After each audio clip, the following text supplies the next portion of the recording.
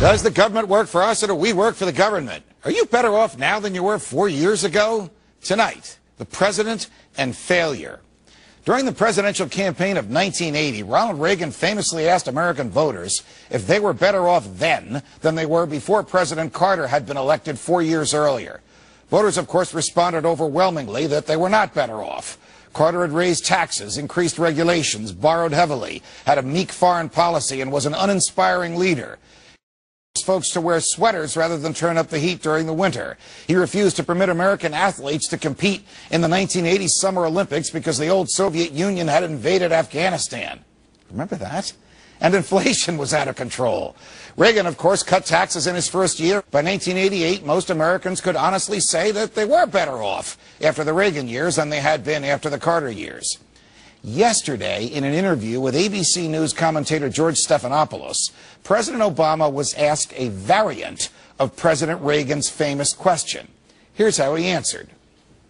Well, I don't think they're better off than they were 4 years ago. They're not better off than they were before Lehman's collapsed, before the financial crisis, before this extraordinary recession that we're going through. What's that all about? Is the president trying to take the wind out of the sails of his critics by admitting failure before he is accused of it? Is he trying to change people's minds by changing the subject? Does he even know what he's doing? Barack Obama is the most faithful disciple of FDR who's ever occupied the White House. He truly believes that he is the smartest person in the room, that he knows how you should live your life better than you do, and he is willing to use the power of government to bend your behavior to his will.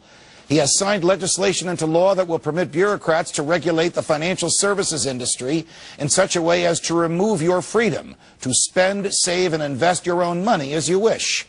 He has signed legislation into law that will regulate the healthcare industry by forcing you to purchase a product that you might not want, perhaps can't afford, from a company you never heard of, as a condition of living in the United States, and that will expose your private medical records to government bureaucrats whenever they want to see them. He has borrowed more money in his 2.5 years in office than any other president has in 8 years in office, nearly $6 trillion. Under his watch, the cost of corn, cotton, and gasoline have shot up by more than 25%.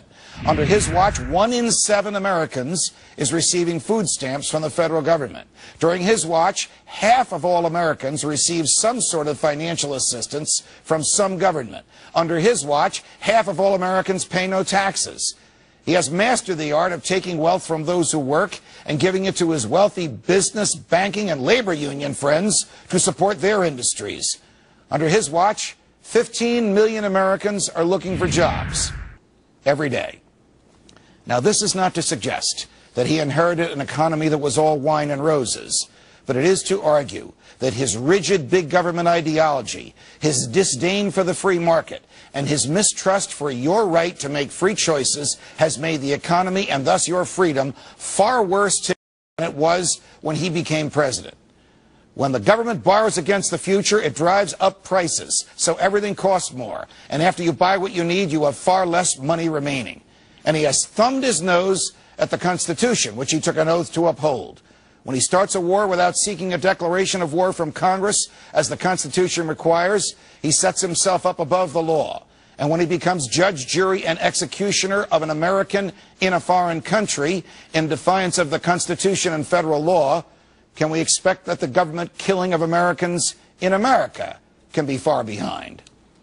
Is it any wonder that his candor reveals an unhappy truth? Only he is better off than 4 years ago. From New York, defending freedom every night of the week. So long, America.